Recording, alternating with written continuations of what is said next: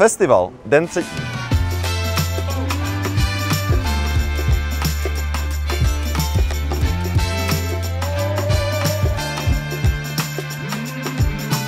Dnes měli naši návštěvníci možnost sledovat živý přenos z velké ceny Rakouska. A že to stálo za to.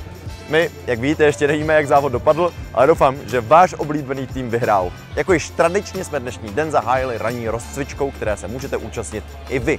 Pokud se na Karlovarský festival chystáte nebo už jste tady, tak rozhodně nevynechejte lekce jógy, pilates anebo ranního běhání pod taktovkou našich trenérů. Sraz každé dopoledne tady ve Smetanových sadech, tak se na vás moc těšíme. Jako každý den i dnes nás čekají talk show se zajímavými osobnostmi a dnes to bude stát skutečně za to. Svojí návštěvou nás totiž poctí hokejisté HC Verva Litvínov společně s Ondrou a Davidem Kaše. Ondru rozhodně můžete znát z letošního mistrovství světa v ledním hokeji, kde vybojoval zlatou. Ty oslavy na Staroměstském náměstí, jaké to bylo? Předej tam před všechny jako mistři světa. Tak bylo to neskutečný, hlavně těch lidí jako hromada, co tam byla, tak to jsme moc nikdo úplně nečekali, že to fakt jde takhle. Viděli jsme to jenom v televizi a teď jsme si to mohli všichni prožít. Takže ty oslavy byly super a i lidi celkově okolo bylo pecka to bylo.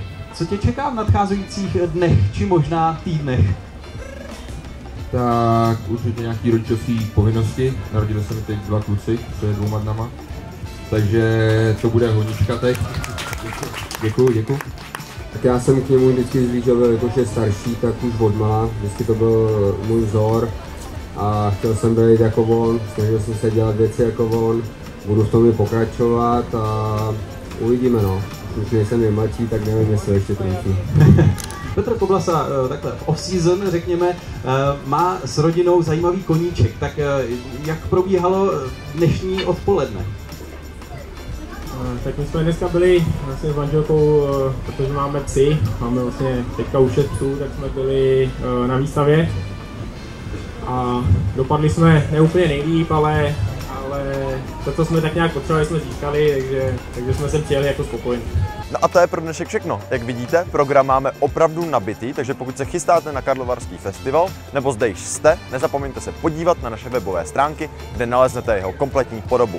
Díky moc, nezapomeňte nás sledovat na všech sociálních sítích a vidíme se na festivalu. Ahoj!